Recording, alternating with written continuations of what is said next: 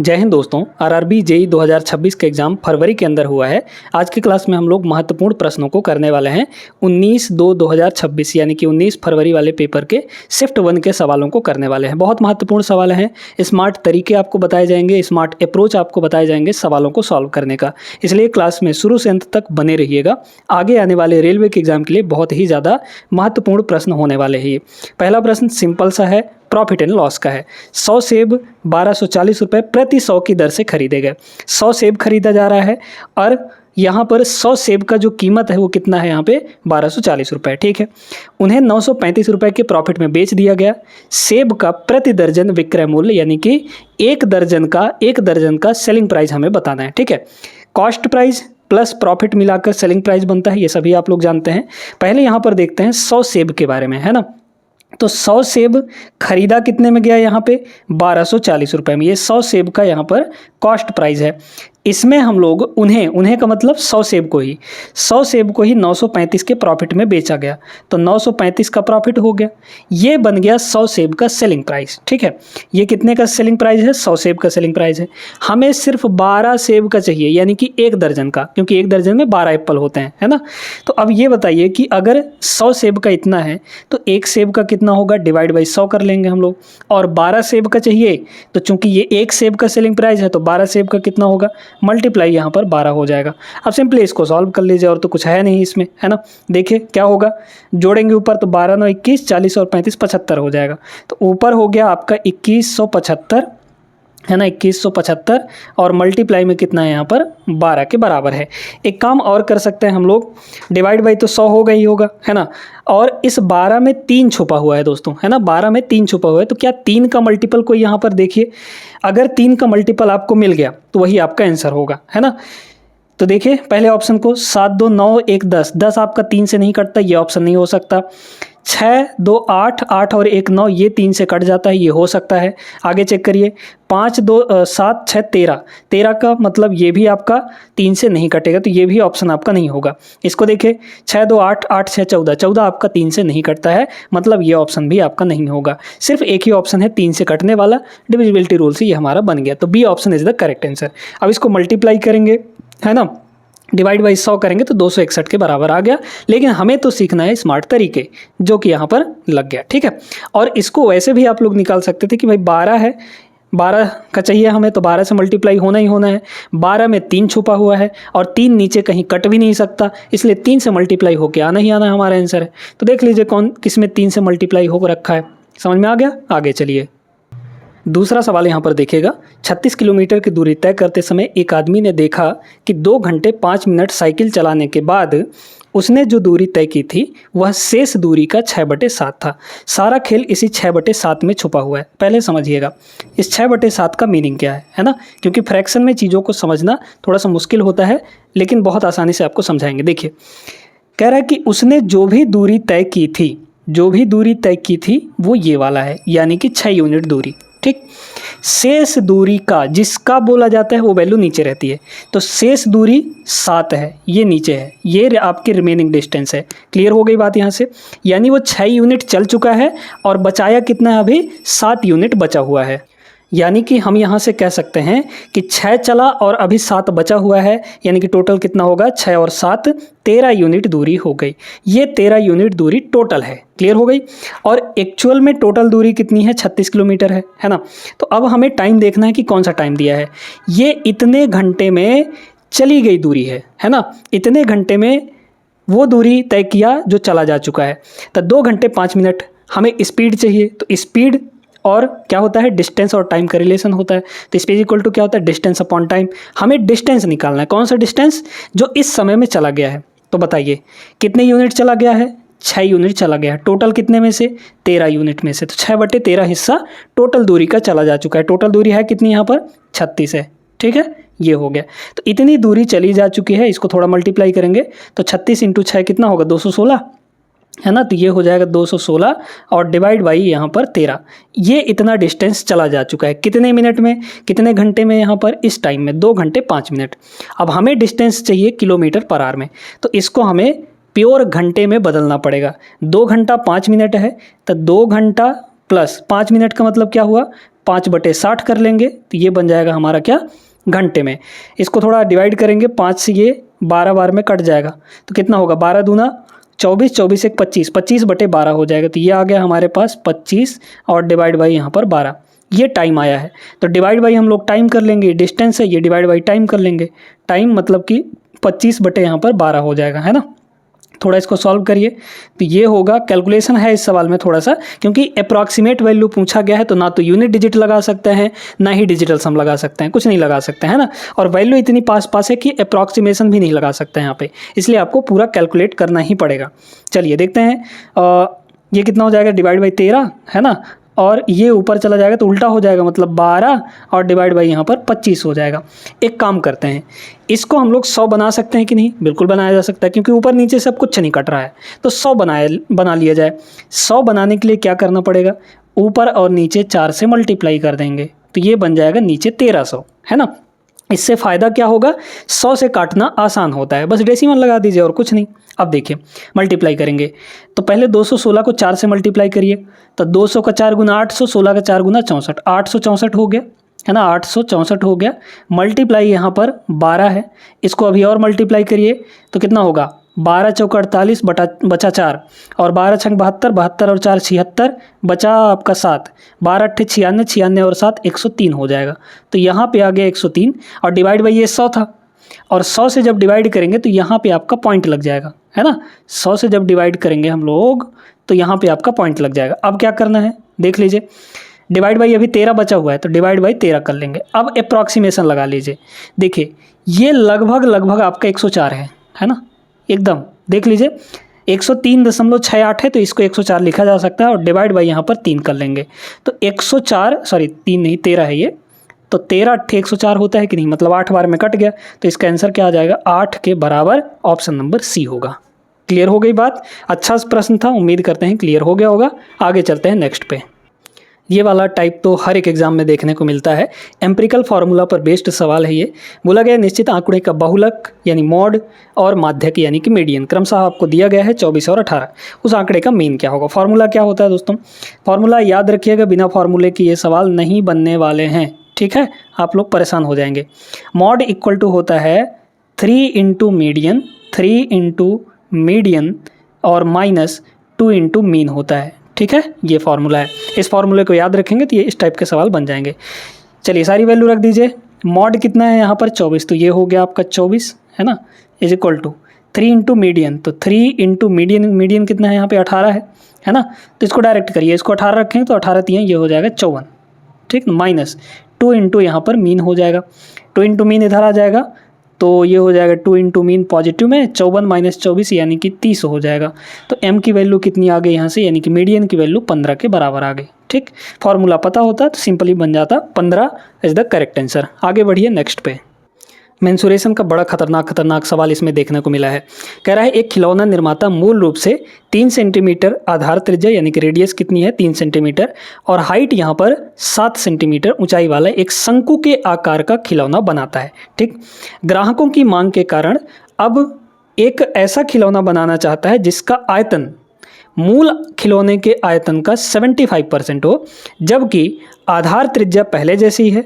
नए खिलौने की ऊंचाई कितनी होगी। बड़ा बढ़िया प्रश्न है, ध्यान से इस चीज़ को समझिएगा। सबसे पहले तो यहाँ पर वॉल्यूम के बारे में बात कर रहा है, इसका मतलब वॉल्यूम का फॉर्मूला आपको याद होना चाहिए कोन का, कोन मतलब शंकु, ठीक है। अब हम देखते हैं यहाँ पर जो नया खिलौना बना रहा है उसका जो आयतन है, ठीक है, वो पुराने वाले खिलौने जो ये पहले से बना रहा था उसके आयतन का कितना है, यहाँ पर सिर्फ और सिर्फ 75% है। तो पहले जो खिलौना बनाना है नया वाला उसका वॉल्यूम लिखते हैं, तो उसका वॉल्यूम कितना होगा बताइए। फॉर्मूला क्या होता है 1/3 पाई आर स्क्वायर एच, है ना। कोन का जो आयतन का फॉर्मूला होता है वो होता है 1/3 pi r square h. 1/3 pi radius का स्क्वायर, रेडियस कितनी है 3 का स्क्वायर, तो यहाँ पे हो जाएगा 3 का स्क्वायर, है ना, 3 का स्क्वायर इंटू हाइट, हाइट कितनी है यहाँ पर 7 है। ये जो वॉल्यूम है, अच्छा एक सेकंड, यहाँ पर नया खिलौना है ना, तो नए खिलौने की हाइट हमें नहीं पता है, h मान लेते हैं। ये जो आयतन है ये पुराने वाले खिलौने के आयतन का सिर्फ 75% है। तो पुराने वाले खिलौने का आयतन लिखिए, तो 1/3 फिर से वही pi r square h into pi radius का स्क्वायर, रेडियस तो पहले जैसा ही है यानी कि 3 का स्क्वायर है ना, इनटू अब की बार हाइट कितनी है यहाँ पर 7 है, तो ये हो जाएगा 7 हाइट। अब इसका कितना है यहाँ पर, सिर्फ और सिर्फ 75%। 75% का मतलब होता है 3/4, है ना, तो सिर्फ 3/4 है। अब इसे हमें सॉल्व करके हाइट निकाल लेनी है। बड़ा सिंपल सा सवाल था ये, सीधे सीधे कुछ चीज़ें तो कट जाएंगे यहाँ पर। देखिए 1/3 पाई इंटू 3 का स्क्वायर, 1/3 पाई इंटू 3 का स्क्वायर, ये पूरा चीज़ यहाँ से आपका ख़त्म हो जाएगा। तो h की वैल्यू सिर्फ इतनी हो गई, 7 इंटू 3/4, तो ये हो जाएगा h is equal to 7 into 3/4, 21/4, 21 divide by यहाँ पर 4, तो बताइए 4 पंचे 20 और 1 को 4 भाग करेंगे तो 25 आ जाएगा, है ना, तो मतलब कि 5.25, option number B is the correct answer. हालांकि सिंपल सा सवाल था ये, लेकिन आप तरीका यहाँ पर सीख लिए होंगे। आगे चलते हैं नेक्स्ट पे। इसको देखिए, ये भी एक बढ़िया प्रश्न है, हाइट एंड डिस्टेंस का है। एक चट्टान के शीर्ष से चट्टान के तल से 240 फीट दूर जमीन पर स्थित एक बिंदु का अवनमन कोण 30 डिग्री है। चट्टान की ऊंचाई ज्ञात कीजिए, √3 की वैल्यू यहाँ पर दी गई है। बड़ा सिंपल सा सवाल है। यहाँ पर देखिए कि भैया ये हो गया ज़मीन, है ना, यहाँ पर बना लेते हैं, ये हो गया हमारा ज़मीन। यहाँ पे एक चट्टान है, इस चट्टान से किसी दूर पॉइंट पर जो अवनमन कोण बन रहा है, अवनमन कोण एक्चुअली में बनता यहाँ पर है, ठीक है। अवनमन कोण तब बनता है दोस्तों जब ऊपर हाइट से नीचे की तरफ देखा जाता है ना। तो अगर इस हाइट से, ये चट्टान की ऊंचाई है ना, यहाँ से नीचे की तरफ इस पॉइंट पर देखा जाएगा अगर, तो एक एंगल बनेगा जो कि 30 डिग्री दिया गया है, अवनमन कोण। अगर ये 30 है तो यहाँ पर ये भी 30 हो जाता है, ये चीज़ ध्यान रखिएगा, है ना। तो टेक्निकली देखा जाए तो उन्नयन कोण और अवनमन कोण यानी एंगल ऑफ डिप्रेशन और एंगल ऑफ एलिवेशन, इन दोनों में कोई फ़र्क नहीं होता, बस मीनिंग का फ़र्क होता है, लेकिन वैल्यू वही होती है, न्यूमेरिकल वैल्यू बराबर होती है, ठीक है। तो अब हमें ये हाइट निकालनी है, ये चट्टान की हाइट निकालनी है, और इस चट्टान से इस बिंदु की दूरी कितनी है, 240 फीट है, ठीक है, 240 फीट। हमने एक डेडिकेटेड वीडियो बनाया था हाइट एंड डिस्टेंस का, जिसमें हमने सिर्फ 2 डायग्राम बताए थे, और 2 डायग्राम से पूरा का पूरा हाइट एंड डिस्टेंस कवर हो जाता है, सिर्फ 2 ट्रिक से, है ना। तो वही वाला ट्रिक यहाँ पे लगाने वाले हैं। अब ये बताइए, इस ट्रायंगल की बात करें अगर हम लोग, ये 30 है, ये तो ऑलरेडी 90 होगा, है ना, तो ये 30 मतलब ये कितना होगा यहाँ पर 60 डिग्री होगा कि नहीं, क्योंकि तीनों मिलाकर 180 होने चाहिए। तो 30 और 60 90, 90 180 हो गया, है ना। 30 के सामने वाला अगर 1 यूनिट होता है तो 60 के सामने वाला √3 यूनिट होता है। अच्छा, यहाँ पे ये लगा दिए हैं, इसको नहीं लगाना था, क्लियर हो गई बात। 30 के सामने वाला अगर 1 यूनिट है तो 60 के सामने वाला √3 यूनिट होता है। इस चीज़ को बस याद रखिएगा, माने कि √3 गुना हो जाता है 60 के सामने वाला, है ना। तो ये बताइए √3 की वैल्यू कितनी है यहाँ पर, √3 की वैल्यू हमारे पास 240 है एक्चुअल में, है ना, 240 है। हमें क्या चाहिए, हमें चाहिए ये हाइट जो कि 1 यूनिट है। 1 यूनिट की वैल्यू कितनी हो जाएगी यहाँ पर, 1 यूनिट की वैल्यू हो जाएगी 240 डिवाइड बाई √3, है ना। तो 240 और डिवाइड बाई √3, जबकि √3 की वैल्यू हमें 1.732 लेने के लिए बोला है, तो 1.732 हो जाएगा। यहाँ पर नीचे का पॉइंट हटाएंगे तो पॉइंट के बाद 3 डिजिट है, इसलिए ऊपर यहाँ पर 3 ठो 0 लग जाएगा। क्लियर हो गई। अब इसे हमें सॉल्व कर लेना है। देखिए कितनी बार जाएगा, पहली तो बात तो 1 बार जाएगा, है ना, तो 1 बार इसको ले जाइए, 1 बार चला गया।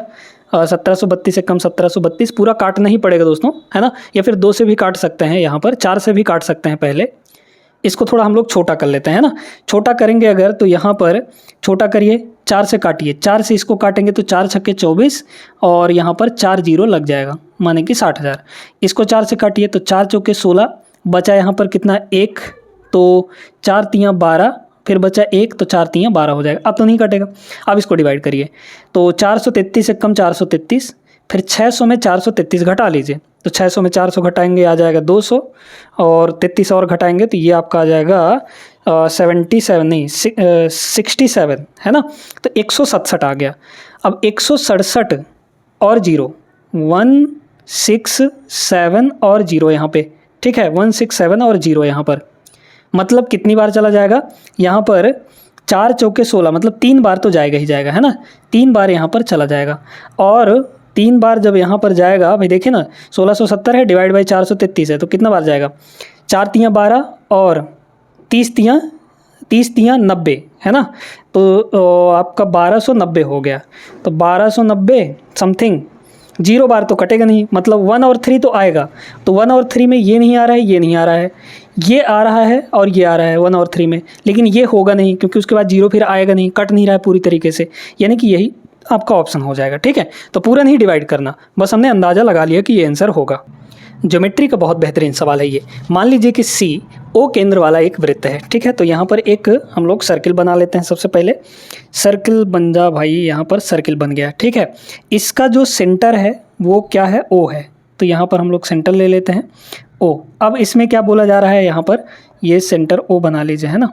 इसमें बोला जा रहा है कि मान लीजिए कि ए बी सी की एक स्पर्श रेखा इस प्रकार है कि ए बी वृत्त को बिंदु P पर स्पर्श करती है। अब यहाँ पे एक हम लोग स्पर्श रेखा बना लेते हैं। स्पर्श रेखा का मतलब कि यहाँ पर टेंजेंट, ये टेंजेंट ए बी है और वृत्त को किस पॉइंट पर टच कर रही है, पॉइंट P पर, है ना। बोला गया है कि पॉइंट P पर स्पर्श करती है, ये ए बी है। इसके बाद यहाँ पर ए है, ये ए और ये आपका बी हो जाएगा। ठीक है, यहाँ तक बात क्लियर हो गई। अब बोला गया कि मान लीजिए कि एक्स और वाई वृत्त सी पर स्थित कोई बिंदु है कि यहाँ पर ए पी एक्स 60 हो, ए पी एक्स, है ना। तो ए पी और एक्स, तो एक्स कहीं पर बनाते हैं, वृत्त पर ही है। तो यहाँ पर ए पी एक्स मतलब यहाँ पे एक पॉइंट बना लेते हैं एक्स। ठीक है, तो ए पी एक्स मतलब इसको ऐसे मिलाएंगे तो यहाँ पर आपका कितना बन जाएगा, 60 डिग्री बन जाएगा। ये आपका कितना होगा, 60 डिग्री हो जाएगा। ठीक है, ये बात क्लियर हुई। फिर इसके बाद कह रहा है बी पी बाई, तो बी पी बाई पॉइंट भी हम लोग यहाँ पे कहीं पर मान लेते हैं, है ना, ताकि हमें 30 डिग्री मिल जाए। तो बी पी बाई की वैल्यू 30 डिग्री है। तो यहाँ पर अगर देखेंगे तो ये वैल्यू आपकी 30 डिग्री है पूरी, है ना, ये 30 डिग्री है। हमें क्या पूछा है, हमें पूछा है पी वाई एक्स। तो पी वाई ये पॉइंट वाई है और यहाँ से अगर एक्स को मिला दें हम लोग ऐसे इस तरीके से, है ना, तो ये पॉइंट आपका बन जाएगा। यहाँ पे पॉइंट क्या बनेगा वो दिया गया है। हमें ये एंगल चाहिए, ये एंगल चाहिए और पी एक्स वाई चाहिए। पी एक्स वाई मतलब ये वाला एंगल चाहिए। ये दोनों एंगल हमें यहाँ पर चाहिए ही चाहिए। ठीक है, अब बड़े ध्यान से समझिएगा। वृत्त के अंदर एक कॉन्सेप्ट आपको याद रखना है दोस्तों, कि जब भी इस तरीके से आपका एक टेंजेंट खींचा गया हो और किनारे किनारे जो एंगल बन रहे हों, वो एंगल कहाँ पर छपेंगे जाकर, तो यहाँ पर छपेंगे। ये जो 60 डिग्री है वो यहाँ पहुँच जाएगा और ये जो 30 डिग्री है वो यहाँ पहुँच जाएगा। मतलब ये x की वैल्यू हमारे पास 30 डिग्री होगी और ये जो यहाँ पर y है वो 60 यहाँ पर छप जाएगा, यानी कि y की वैल्यू हमारे पास 60 डिग्री हो जाएगी। यही तो हमें पूछा गया था, है ना। क्या पूछा गया था कि पी वाई एक्स मतलब पहले ये एंगल, तो पहले 60 आएगा। फिर उसके बाद क्या पूछा गया था कि पी एक्स वाई, तो पी एक्स वाई यानी कि 30 डिग्री होगा। तो पहले 60 डिग्री फिर 30 degree, 60 degree 30 degree, option number B इसका करेक्ट आंसर हो जाएगा। समझ में आ गया होगा बहुत अच्छे तरीके से। आई होप सभी लोग क्लियर हो गए होंगे। आगे चलिए नेक्स्ट पर। दोस्तों परसेंटेज में हमने इस टाइप के सवाल भर भर के करवाए थे। अजय अपनी आय इनकम का 80% खर्च करता है, उसकी आय में 30% वृद्धि होती है और उसके व्यय यानी खर्चे में 10% की वृद्धि होती है, तो उसकी बचत में कितने परसेंट की वृद्धि होगी, ये हमें निकालना है। यहाँ पर ध्यान से समझिएगा। यहाँ पर 3 चीज़ें होती हैं, हमारा इनकम, एक्सपेंडिचर और सेविंग। तो यहाँ पर एक्सपेंडिचर यानी एक्सपेंस और सेविंग ये दोनों मिलाकर क्या बनाते हैं, इनकम को बनाते हैं, है ना। एक्सपेंस प्लस सेविंग मिलाकर क्या होगा हमारे पास, इनकम आ जाएगा। अब इसमें देखिए यहाँ पे बोला गया कि 80% खर्च कर देता है अपनी आय का। 80% की फ्रैक्शन वैल्यू 4/5 होती है। इनकम का बोला है तो इनकम की वैल्यू नीचे होगी, ये 5 यूनिट इनकम हो गया। और खर्च करता है मतलब कि ये आपका एक्सपेंडिचर होगा, खर्च होगा, है ना। तो देखिए एक्सपेंडिचर कितना, 4 यूनिट, टोटल कमा कितना रहा है, 5 यूनिट, यानी कि बचाए कितना होगा, 5 में से अगर वो 4 खर्चा कर रहा है तो 1 यूनिट बचा रहा होगा। अब हमें क्या करना है, आगे पढ़िए सवाल को। उसकी आय में 30% बढ़ोतरी होती है। इनकम क्या हुआ, 30% यहाँ पे बढ़ गया, है ना। इनकम प्लस 30 इसलिए लिखे हैं क्योंकि बढ़ रहा है, अगर घट रहा होता तो माइनस लिखते। ये चीज़ ध्यान रखना है, प्लस माइनस जरूर लगाना है। इसके बाद उसके व्यय यानी खर्चे में 10% बढ़ता है। खर्चे में यहाँ पर 10% बढ़ गया, हाँ कमी भी बोल सकता है, कोई दिक्कत नहीं है। बताना है कि सेविंग में कितने परसेंट की इंक्रीमेंट होगी। तो सेविंग कहाँ है, ये वाला है, इसको मान लेते हैं x। अब क्या करना है, अगला स्टेप मल्टीप्लाई, इन दोनों को मल्टीप्लाई करिए, सीधे सीधे मल्टीप्लाई करते जाइए। 4 × 10 प्लस का 40 हो गया, है ना। 40% लिखिए चाहे मत लिखिए कोई दिक्कत नहीं है। 1 × x ये हो जाएगा x, इधर 5 इंटू 30 ये हो जाएगा 150, है ना, ये आ गया। अब देखिए यहाँ बराबर लगा है और ये प्लस है, x की वैल्यू यहाँ से कितनी आ गई 150 माइनस 40 यानी 110%। तो 110% यहाँ पर बढ़ जाएगा उसका बचत यानी saving. Option number first will be the right answer. Clear हो गया होगा। आगे चलिए नेक्स्ट पर। बढ़िया सवाल है, ये भी देखिएगा। गिरीश ने एक परीक्षा में 459 अंक प्राप्त किए जो अधिकतम अंकों के 20% से 81 नंबर कम है ना। ध्यान से समझते जाइएगा। यहाँ पर ये जो कह रहा है कि जो 459 नंबर है जो गिरीश ने प्राप्त किया, ये किसके बराबर है, टोटल जो भी रहा होगा मैक्सिमम मार्क्स उसका 20%, है ना। तो 20%, क्योंकि ओवरऑल तो 100% ही होता है, तो 100% का 20%, तो 20% से कितना कम है ये, 81 अंक कम है। तो 81 को इधर ले आएंगे क्योंकि परसेंटेज वाली वैल्यू से ही जोड़ घट सकती है और नॉर्मल वैल्यू से जोड़ घटाया जा सकता है। देखिए 81 को लाके इधर जोड़ देंगे तो 45 और 8 हो गया 53, 53 1 54, मतलब कि यहाँ पर है ना 54, 540 हो गया इज इक्वल टू यहाँ पर 20%। ये समझ में आ गया है ना। इसको इधर ला के जोड़ दिए तो 5 8 13, ठीक है। तो 20% की वैल्यू ये हो गई। हमें पूछा क्या गया है, इसी परीक्षा में उसके मित्र ने इतना नंबर प्राप्त किया, उसके मित्र द्वारा प्राप्त किए गए अंकों का परसेंटेज क्या होगा। पहले हम लोग टोटल मैक्सिमम मार्क्स निकाले तब ना पता चलेगा। परसेंटेज तभी निकाल सकते हैं जब आपको यहाँ पे टोटल मार्क्स पता होगा। टोटल मार्क्स कैसे निकालेंगे, 100% होता है टोटल मार्क्स। 20% की वैल्यू अगर 540 है तो 100% की वैल्यू क्या होगी, 5 से इसमें गुणा करके निकाल लीजिए, तो इधर भी 5 से गुणा करना पड़ेगा, है ना। कितना हो जाएगा बताइए। तो 100% की जो वैल्यू है वो कितनी हो जाएगी दोस्तों, यहाँ पे मल्टीप्लाई कर लेंगे। 0 5 चौके 20, 2 5 पचम 25, 2 यहाँ पर 27 हो जाएगा। क्लियर हो गई बात यहाँ पे, ठीक है। 2700 टोटल नंबर था। यहाँ पे देखिए कि 756 नंबर वो पा रहा है टोटल कितने में से, 2700 नंबर में से, 2700 नंबर में से। तो परसेंट में चेंज करना है, 100% से मल्टीप्लाई कर लीजिए। 100 से 100 कट जाएगा, है ना, ऊपर नीचे 100 से 100 कट जाएगा, डिवाइड बाई 27 करेंगे तो 27 दूना यहाँ पर हो जाएगा 54, ठीक है। 27 दूना हो जाएगा 54। तो 75 में अगर हम लोग 54 घटाएंगे तो 2 और 1 और 16, तो 27 का कितनी बार जाएगा, 7 8 56, मतलब 8 बार चला जाएगा, है ना। 27 8 256 हो जाएगा, ठीक है, सॉरी 216 हो जाएगा। तो 8 बार जाएगा यानी कि 28% होगा। 28% option number C correct answer रहा। ये सवाल डिविजिबिलिटी रूल पर आधारित है और डिविजिबिलिटी रूल हम आपको बहुत अच्छे तरीके से पढ़ा चुके हैं। रिमाइंडर थ्योरम भी पढ़ा चुके हैं, मतलब रिमाइंडर थ्योरम भी इसमें लगने वाला है ना। चलिए देखते हैं। 3 की पावर 939 है, ठीक है भैया, समझ गए। 3 की पावर कितना है, 939, है ना। बड़े ध्यान से समझते जाइएगा। डिनोमिनेटर में कितना है, 8 है, मतलब 8 से डिवाइड किया जा रहा है। तो रिमाइंडर हमें निकाल कर बताना है, शेषफल निकाल के बताना है। अब देखिएगा बड़े ध्यान से, ठीक है। ऊपर में जो वैल्यू होनी चाहिए वो डिनोमिनेटर के मल्टीपल से एक कम या एक ज़्यादा होनी चाहिए, तभी हम लोग ये तरीका लगा सकते हैं, है ना। तो ऊपर हमें देखिए कि 8 है, सॉरी नीचे 8 है। नीचे अगर 8 है तो 8 का मल्टीपल से एक कम या एक ज़्यादा ऊपर दिखना चाहिए हमें, है ना। कैसे कर सकते हैं देखिएगा। 8 का मल्टीपल 8 1 कम 8, 8 से एक कम या एक ज़्यादा क्या बना सकते हैं ऊपर, 8 से एक कम 7, 7 कहीं से बन सकता है ऊपर, नहीं बन सकता। एक ज़्यादा 9, 8 से एक ज़्यादा 9, 9 बना सकते हैं ऊपर क्या, बिल्कुल बनाया जा सकता है। क्योंकि 3 का जब स्क्वायर करते हैं तो हमें 9 मिल जाता है, तो 3 बेस है, स्क्वायर कर देंगे तो हमें 9 मिल जाएगा, ख़त्म कहानी, ठीक है। यहीं पर है सारा खेल। अब क्या करना है हमें भैया, ऊपर 9 बनाना है। ऊपर क्या बनाना है, 9 बनाना है। कैसे बना सकते हैं देखिए, यहाँ पर तो 3 का स्क्वायर कर देंगे, है ना। यहाँ पर पावर 2 हो गया, इसमें से 2 निकाल लीजिए।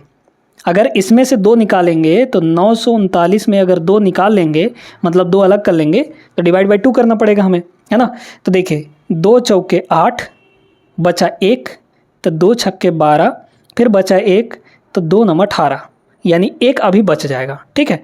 तो 1 पावर अलग कर लेंगे हम लोग, है ना। बाकी 2 से डिवाइड किए तो कितना आ गया हमारे पास, 4 6 9 आ गया।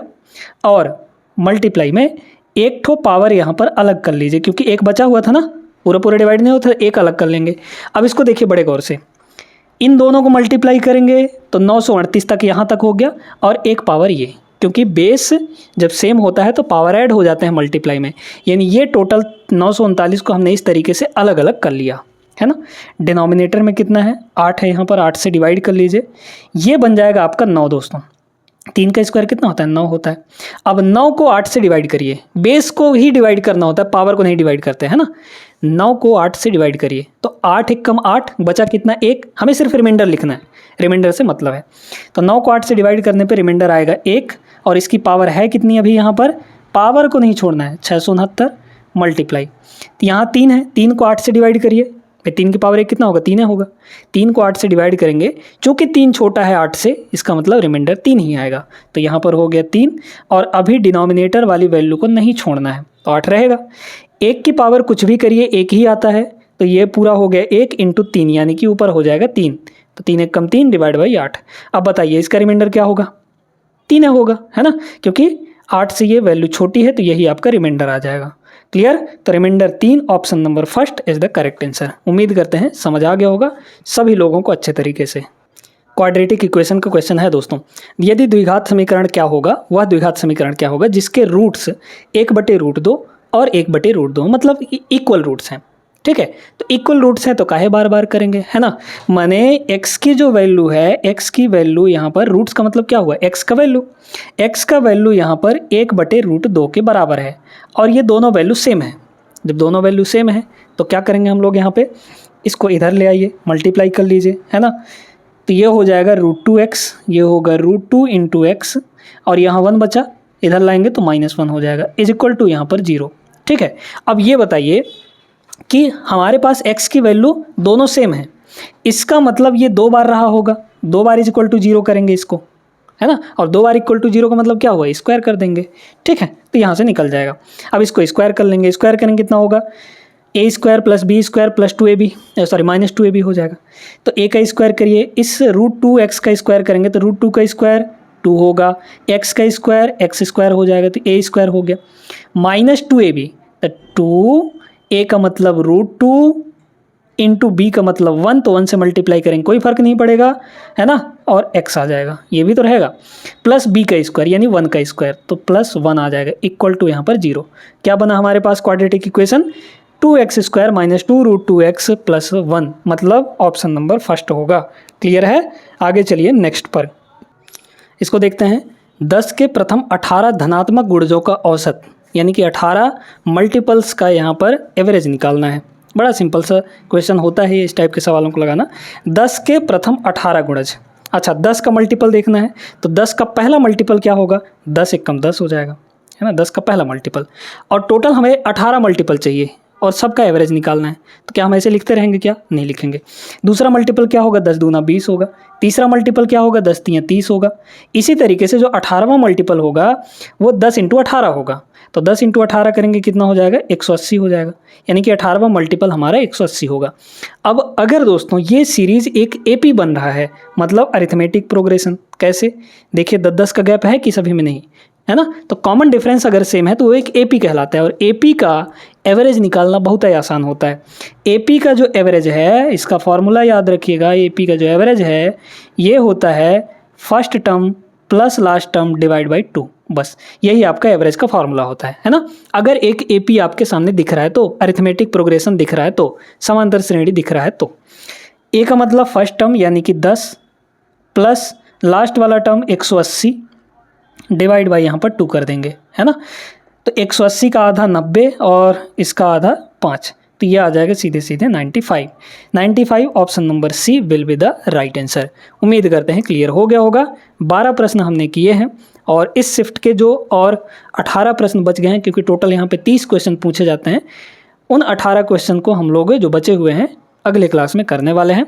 ये सेशन अगर अच्छी लगी हो तो लाइक कर दीजिए वीडियो को और चैनल को सब्सक्राइब कर लीजिएगा। मिलते हैं अगले क्लास में, तब तक के लिए जय हिंद।